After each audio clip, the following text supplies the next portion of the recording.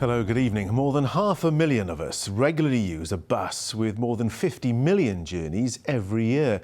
But the numbers using services are down since the pandemic and has prompted a cut in the frequency and scale of many services.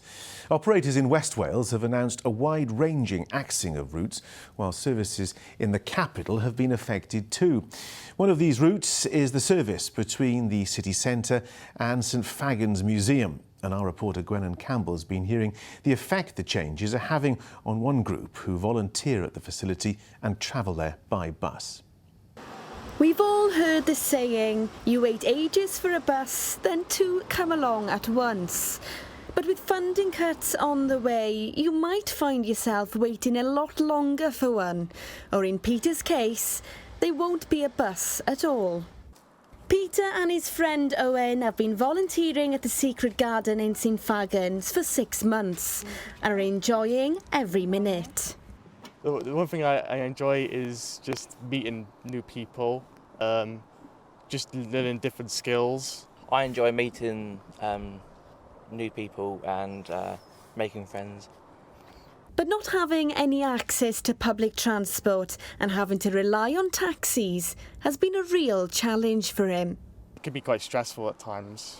When it's going to be there. Do you like routine? Yeah, I do. Yeah, I love just being on a bus because I feel more comfortable in that way. The museum gardening programme has been running for over 5 years, but organisers say these bus cuts have had a real impact on the project.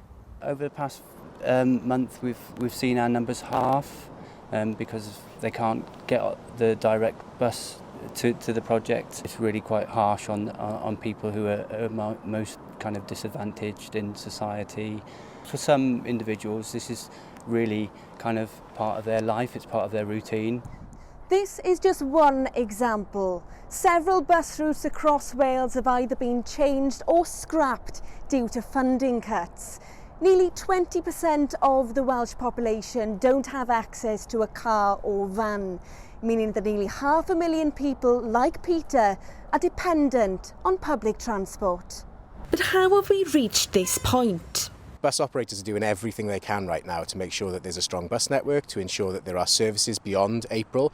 What we need is Welsh Government to bring forward certainty around funding, to work with local authorities to make sure that those services that aren't commercially viable are still supported. The Welsh Government says it provided the bus industry with more than £200 million in support during the pandemic and is working with Transport for Wales and local authorities to provide more stable services. But for now, people like Peter will have to continue to find alternative transport.